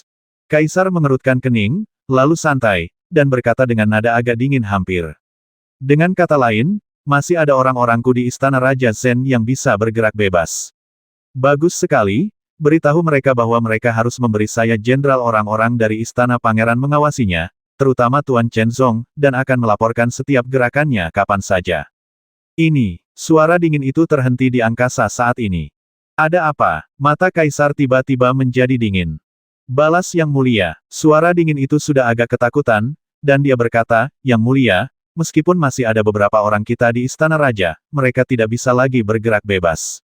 Meski mereka belum mati. Ledakan. Tiba-tiba terjadi ledakan di angkasa, dan ekspresi Kaisar menjadi sangat ganas saat ini. Chen Zong tidak membasmi, bukan karena dia tidak bisa membasmi, dan bukan karena dia tidak berani melakukannya basmi, tapi dia memilih untuk meninggalkan beberapa orang itu agar dia tahu kapan cukup sudah cukup. Apa yang cukup? Saya adalah Kaisar, Kaisar dari dinasti Tiongkok besar saat ini. Di dunia ini, saya sangat tinggi di atas yang lain, mengapa Anda membiarkan saya berhenti? Bayangan, gerakan penjaga bayangan dan menyelinap ke Istana Raja. Mulai sekarang, aku ingin mengetahui setiap gerakan semua orang di keluarga Chen. Yang Mulia, tidak. Sebuah suara dingin buru-buru menghentikannya, tingkat kultivasi Chen Zong bahkan membuat saya sangat takut. Jika orang-orang penjaga bayangan pergi, mereka tidak akan bisa bersembunyi dari persepsinya. Lalu apa yang kamu ingin aku lakukan? Apakah kamu benar-benar ingin menunggu sampai kematian orang tua itu tiba? Mata tajam Kaisar bahkan lebih kejam dengan kultivasi Chen Zong, tidak ada masalah dalam hidup selama 100 atau 10 tahun lagi, tapi saya tidak bisa menunggu selama itu. Bayangan, Kaisar berteriak, kapan mereka akan tiba? Suara dingin itu tersenyum pahit Yang Mulia, bagaimana saya bisa mengetahui tentang tuan mereka? Ada keheningan yang mendalam di ruang kerja. Setelah sekian lama, Kaisar menghela nafas panjang, seolah nafas ini membuatnya sangat tenang, dan matanya tidak lagi menunjukkan kemarahan. Paman Kaisar, awalnya aku ingin memberi keluarga Chenmu cara untuk bertahan hidup. Karena kamu memaksaku seperti ini hari ini, jangan salahkan aku karena kejam. Kemarilah, sampaikan pesannya. Dalam sekejap, keagungan tertinggi dari Dewa Tertinggi 5 tahun ke-9 kembali ke wajah Kaisar, dan matanya bersinar dengan kebijaksanaan yang tak tertandingi cucu tertua, Sun Wufang, dicopot dari jabatan Perdana Menteri dan diturunkan 3 tingkat dalam berturut-turut. Tong Lingfang, Wu Qishan dan lainnya bertindak tidak adil sebagai pejabat dan merugikan rakyat. Mereka mencoba untuk memotong jabatan resmi mereka dan memikirkan kesalahan mereka di balik pintu tertutup. Dengan ini disampaikan bahwa Chen Yuan telah melakukan tugasnya dengan baik dalam melindungi pangeran. Dia memakai sabuk kuning dan diberikan khusus kepadanya. Dia dapat dengan bebas masuk dan keluar dari area terlarang istana meskipun dia bukan seorang pejabat, supaya aku bisa memanggilnya kapan saja. Keluarga cucu tertua, melihat wajah pucat saudara Chang Sun dan Wei, kemarahan yang luar biasa di dada Chang Sun mau melonjak lagi seperti air pasang. Chen adalah pria yang setia, dalam hidup ini, jika aku tidak membasmi keluarga Chenmu dengan mayat berserakan, aku bersumpah aku tidak akan menjadi manusia. Chang Sun Fei hanya itu, dia hanyalah seorang playboy dan tidak akan mencapai banyak hal. Namun, meskipun Chang Sun Wei tidak terdaftar dalam daftar elit di ibu kota kekaisaran, dan kualifikasi budidayanya memang tidak sebaik yang ada di daftar, dia juga merupakan harapan terbesar masa depan keluarga cucu tertuanya. Selama dia dipukuli dengan kejam dan menyelamatkan nyawanya, Chang Sun Mo dapat menanggungnya untuk saat ini. Situasinya tidak sebaik yang lain, dan Chen Zong begitu agung. Namun, orang yang melakukannya secara paksa menghancurkan fondasi budidaya saudara-saudara Chang Sun Wei. Sejak saat itu, saudara-saudara mereka akan menjadi sia-sia.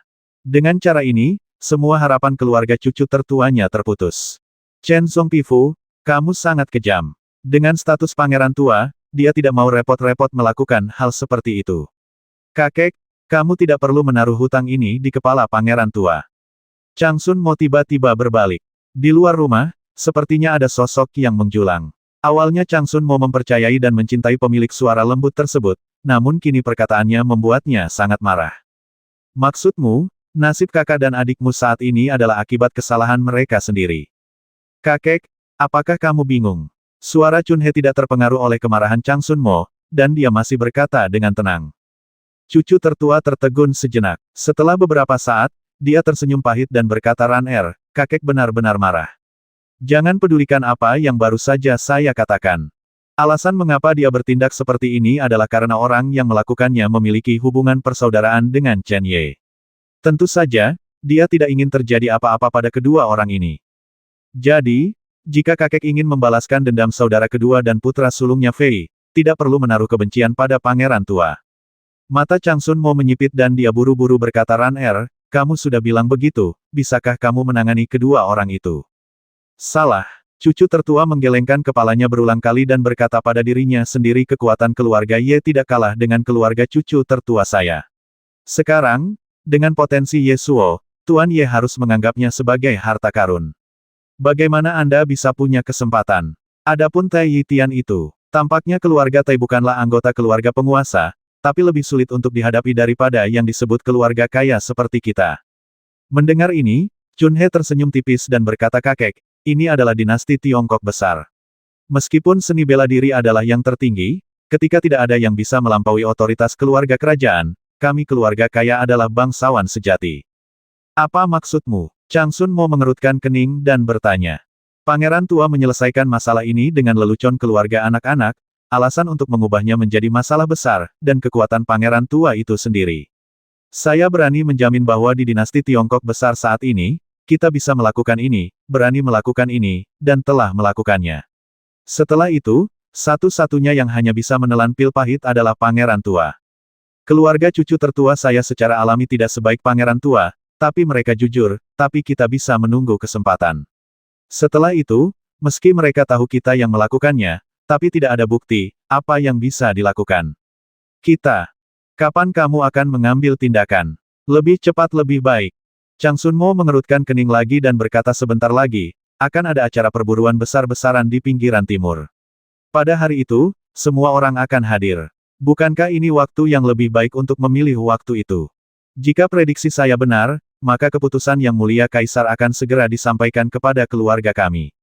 Kakek mengetahui pikiran yang mulia dengan sangat baik. Meskipun pangeran tua sangat mendominasi hari ini, hal itu juga membuat yang mulia Kaisar merasa rasanya seperti ada jarum di punggungku.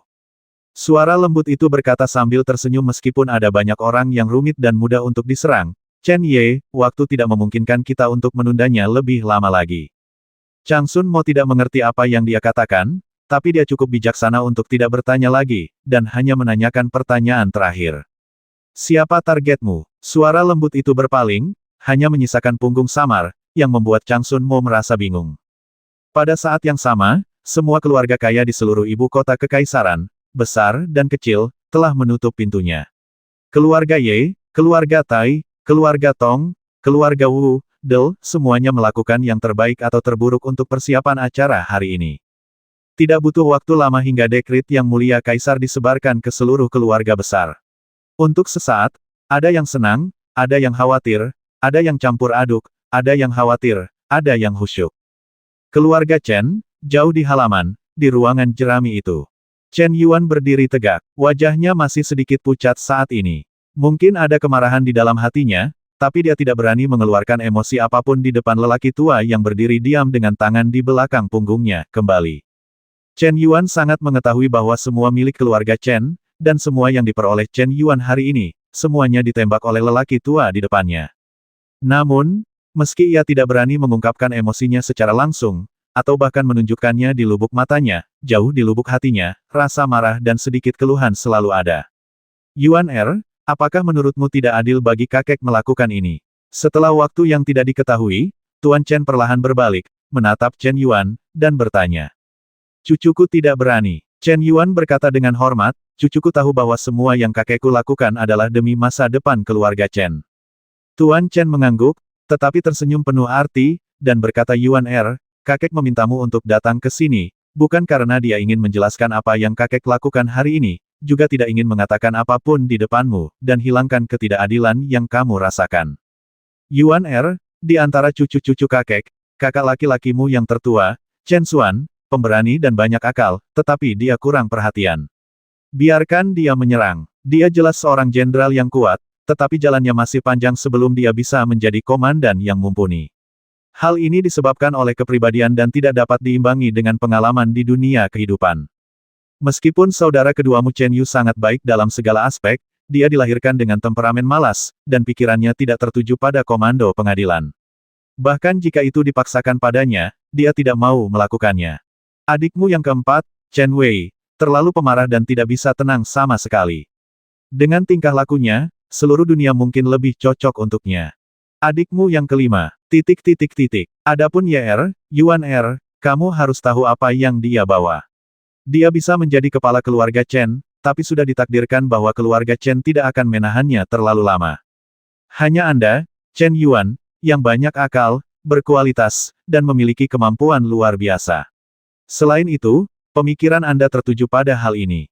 Oleh karena itu, di antara banyak cucu dari 3 generasi keluarga Chen, jika Anda ingin memilih calon kepala keluarga Chen, kamu adalah kandidat terbaik, tapi... Tuan Chen memandang dengan serius dan berkata di antara semua saudara, Anda memiliki keuntungan terbaik, tetapi juga kelemahan terbesar. Tubuh Chen Yuan terguncang. Tidak peduli siapa di antara saudara-saudaramu, di depan kakek dan aku, jika mereka merasa tidak bahagia atau tidak puas, mereka dapat berbicara secara langsung. Hanya kamu yang dapat menekan kata-kata di dalam hatimu. Paling-paling, hanya ada 3 poin nyata. Kehati-hatian Anda harus dikatakan sebagai sarana. Tentu saja baik berurusan dengan orang-orang pengkhianat dan licik di pengadilan. Namun, di keluarga Chen, semua orang adalah kerabat Anda. Anda dapat melakukan apapun yang Anda inginkan untuk menghadapi kerabat Anda. Jika Anda tidak jujur, izinkan saya bertanya, meskipun Anda menjadi kepala keluarga, siapa di antara orang-orang di bawah ini yang akan mematuhi Anda? Suara Tuan Chen tajam. Jangan berpikir bahwa otoritas tertinggi dapat menindas semua orang. Jika bisa, apakah keluarga Chen kita akan tetap ada di dunia saat ini? Kakek, aku. Tuan Chen melambaikan tangannya dan berkata dengan serius Yuan menurutmu ini tidak adil, tapi pernahkah kamu memikirkan apakah ini adil bagi atau bahkan bagi saudaramu yang lain? Awalnya kakek berencana agar kakek tidak ikut campur dalam pertarungan antara kamu dan generasi muda. Kamu harus menempuh jalan yang kamu pilih. Tapi kali ini, jika kakek tidak peduli, apakah kamu dan pangeran kedua sudah membuat rencana? Kamu siap bertarung mati-matian? Kakek, Chen Yuan tiba-tiba mengangkat kepalanya, bibirnya bergerak lama, tetapi tidak ada kata-kata yang keluar. Tuan Chen mengetahuinya dengan baik. Pada saat ini, dia menghela nafas dalam-dalam, melambaikan tangannya dan berkata orang yang menyampaikan perintah kepada Yang Mulia Kaisar ada di istana. Anda dapat pergi dan menerima perintah tersebut. Apa lakukan di masa depan? Kakek tidak akan pernah mengganggumu lagi. Aku hanya berharap kamu ingat apa yang kakek katakan, musuhmu tidak akan pernah muncul di keluarga Chen. Chen Yuan membungkuk dan berjalan keluar. Tidak lama kemudian, suara tajam bercampur energi misterius bergema di seluruh rumah keluarga Chen. Saya sangat senang bahwa Chen Yuan telah melakukan pekerjaannya dengan baik dalam melindungi pangeran. Jika semua orang seperti Chen Yuan, mengapa dinasti Tiongkok besar kita harus khawatir tidak memiliki masa depan yang lebih baik? Oleh karena itu, saya ingin mengungkapkan pendapat saya bantuan khusus dan berikan Chen Yuan Huang dengan ikat pinggang terpasang. Anda bisa masuk dan keluar istana untuk menemui saya kapan saja. Suara tajam itu berlangsung lama, dan semua orang di keluarga Chen hampir mengalami lecet di telinga mereka. Di ruangan yang sunyi, mata Chen Ye berbinar-binar. Setelah beberapa saat, dia tersenyum dingin. Yang mulia, gerakan Anda ini sangat beracun. Anda ingin menggunakan kemuliaan saudara ketiga saya untuk merangsang seluruh keluarga Chen saya. Teman-teman, apakah kamu ingin membuat keluarga Chen kita terpecah dari dalam keluar? Sayang sekali Anda meremehkan orang-orang di keluarga Chen saya, atau pemahaman Anda tentang keluarga Chen kami hanya berhenti pada kakek dan kemanusiaan yang Anda pikir Anda miliki. Pada titik ini, Chen Ye tiba-tiba memikirkan sesuatu, dan alisnya tiba-tiba menyatu. Setelah sekian lama, dia menghela nafas berat sekarang, waktu saya benar-benar hampir habis. Yang mulia, mari kita berlomba untuk melihat siapa yang bisa tertawa, sampai akhir. Begitu dia selesai berbicara, Chen Ye menutup matanya rapat-rapat dan mengeluarkan segel budidaya dengan tangannya. Dalam sekejap, energi spiritual dari langit dan bumi menyerbu masuk seperti air pasang, dan seluruh ruangan menjadi lautan energi spiritual itu tidak bisa dibubarkan. Duduk bersila di tempat tidur, ketika pernapasan Chen Ye berangsur-angsur stabil, energi spiritual langit dan bumi mengalir masuk dari mulut dan hidungnya dengan teratur meridian. Setelah energi spiritual langit dan bumi diubah menjadi energi murni yang dalam dan memasuki dantian, aura Chen Ye mulai tumbuh perlahan.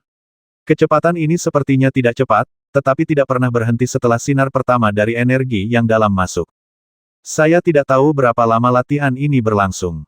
Jika ada orang luar yang memperhatikan, mereka pasti akan menemukan bahwa latihan Chen Ye tidak selangkah demi selangkah seperti yang lain, tetapi mirip dengan lompatan.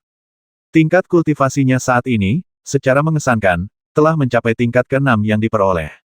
Belum lama ini saya mendaki Gunung Beiwang dan turun, mengetahui bahwa saya dapat memulai jalur energi yang dalam lagi. Menghitung hari, itu hanya lebih dari sebulan. Tetapi budidaya Chen Ye sebenarnya telah mencapai tingkat ke-6 yang diperoleh dari tingkat ke-3 yang diperoleh, yang telah stagnan selama 4 tahun, dan melihat kondisinya saat ini, jelas bahwa ia mencapai tingkat ke-7 yang diperoleh. Kecepatan kultivasi seperti itu terlalu cepat dan menakutkan bukan? Bahkan jika Chen Ye masih memiliki bakat budidaya seperti monster di masa lalu, dia tidak dapat terus meningkat ke beberapa level dalam lebih dari sebulan. Chen Ye sendiri sudah mengetahui hal ini dan tidak terlalu terkejut karenanya. Budidayanya telah mencapai puncak tingkat ke-10 yang diperoleh ketika ia pergi ke Gunung Beiwang beberapa tahun yang lalu, kemudian fondasinya dihancurkan dan budidayanya dikurangi ke tingkat ke-3 yang diperoleh. Sekarang fondasinya telah dipulihkan, apa yang disebut budidaya saat ini dapat dianggap sebagai pemulihan ketika mencapai keadaan sebelumnya. Wajar jika memiliki kecepatan seperti itu, dan selama bertahun-tahun ditinggalkan, Chen Ye tidak pernah berhenti. Budidaya Xuanqi. Oleh karena itu walaupun pondasinya sudah hancur namun pondasinya tetap ada, apalagi pengalaman masa lalunya masih ada, semuanya hanya untuk mendapatkan kembali apa yang hilang itu mudah. Pada saat tertentu, energi spiritual langit dan bumi yang selama ini mengalir di dalam ruangan tiba-tiba terhenti sesaat. Seketika itu juga, lautan energi spiritual yang memenuhi ruangan itu seolah menemui keberadaan yang tak terkalahkan, itu menghilang tanpa jejak. Tetapi pada saat ini, aura yang melonjak di luar tubuh Chen Ye 2 kali lebih kuat dari beberapa saat yang lalu. Ini jelas merupakan tanda bahwa kultivasinya telah meningkat ke tingkat yang lebih tinggi. Tingkat ke-7 yang diperoleh. Chen Ye, yang telah bangun, tidak bisa menahan diri untuk tidak bergumam pelan, dengan sedikit kegembiraan dalam suaranya. Namun, ketika dia hendak membuka matanya dan keluar dari kondisi kultivasi, cahaya putih dengan cepat keluar dari dantiannya, dalam sekejap, itu menyelimuti seluruh tubuhnya. Saat ini, dia melihat dirinya sekali lagi muncul di dataran luas. Tidak jauh di depan, masih ada istana besar yang berdiri. Istana Kaisar Kuno. Meskipun Chen Ye tahu bahwa dia dalam keadaan sadar sekarang, dia pernah mengalaminya sekali dan memahami bahwa ketika budidayanya mencapai tingkat tertentu, dia akan dapat melihat istana misterius ini lagi. Setelah menatap istana Kaisar Kuno untuk waktu yang lama, baru setelah pisaunya melesat dari udara dan muncul di atas istana, pikiran Chen Ye perlahan kembali. Setelah jeda lagi, dia bergerak dan berjalan menuju istana. Terakhir kali saya melihat istana Kaisar Kuno, yang terakhir tidak jauh di depan, tetapi tidak peduli seberapa cepat Chen Ye pergi, dia tidak akan pernah bisa mendekati istana Kaisar Kuno. Kali ini, meskipun karena peningkatan kultivasi saya dapat melihat istana Kaisar Kuno lagi di bawah kepemimpinan Xiao Dao. Saya tidak lagi memiliki perasaan tak terkendali yang saya alami saat itu memasukinya dalam hatiku. Tapi Chen Ye tidak menyangka bahwa saat dia bergerak maju, dia akan menemukan bahwa istana besar yang selalu menjaga jarak tertentu darinya terakhir kali telah berubah. Mungkinkah? Kilatan inspirasi melintas di benak Chen Ye. Dia sedikit lebih kuat dalam berkultivasi. Jadi, apakah istana Kaisar Kuno memiliki toleransi terhadapnya? Lalu tanpa pikir panjang, dia melepaskannya dan berlari ke depan. Benar saja, istana Kaisar Kuno tampak tidak lagi menjijikkan bagi Chen Ye seperti sebelumnya. Di mata Chen Ye, istana Kaisar Kuno tidak lagi di luar jangkauan. Saat kecepatan meningkat, istana yang terlihat tidak lagi berjarak 200 meter darinya. Beberapa meter jauhnya, Chen Ye memiliki harapan yang tak ada habisnya terhadap istana kaisar kuno ini. Karena ada kata kaisar di namanya, sudah jelas bahwa itu bukanlah benda biasa. Pisau kecil ini membawa saya kembali ke masa kecil saya, membantu saya berhasil mengolah tubuh naga saya, dan bahkan memperbaiki fondasi Hui saya. Dalam keadaan ini, Chen Ye menjadi semakin yakin bahwa istana kaisar kuno sangat luar biasa.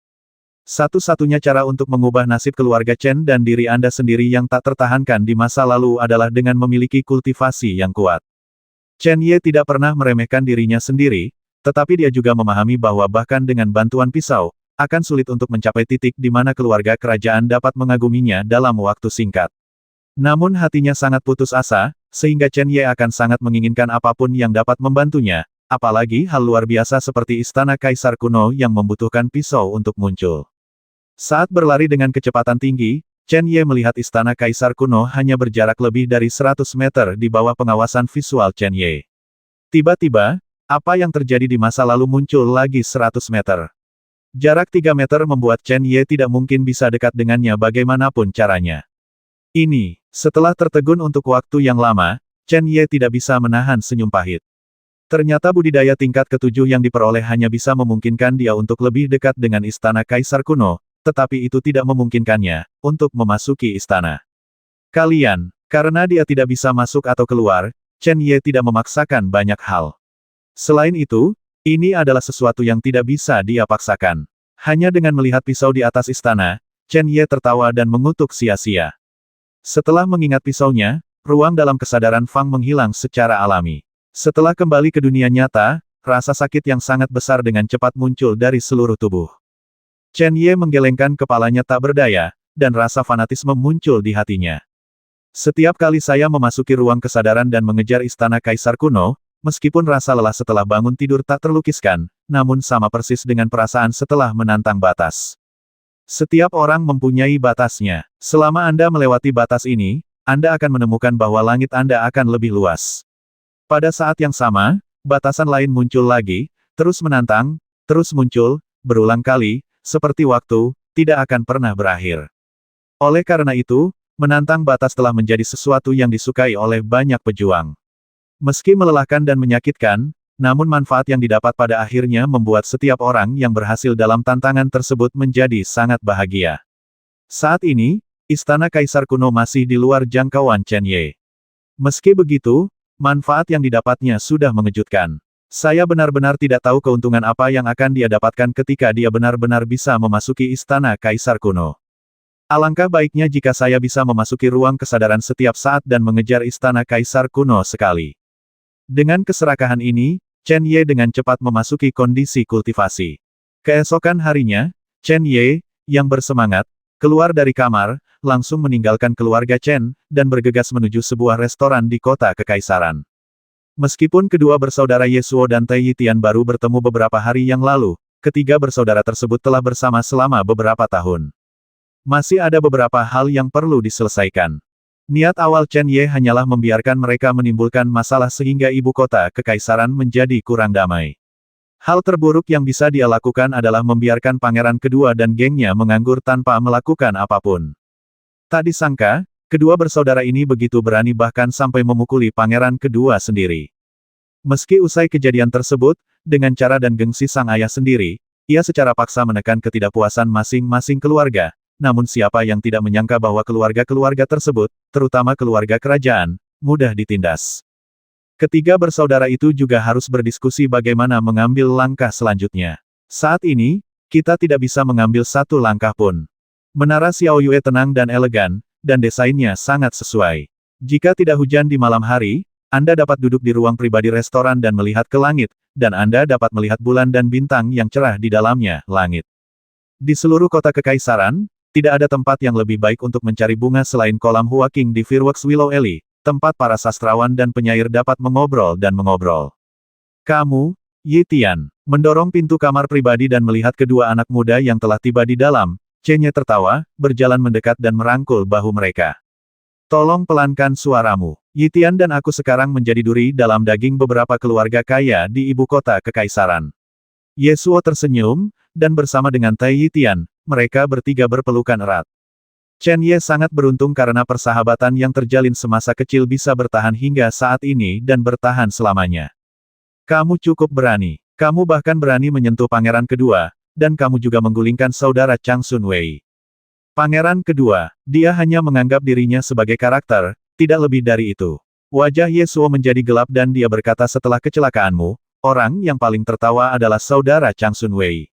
Sekarang, biarkan mereka merasakannya.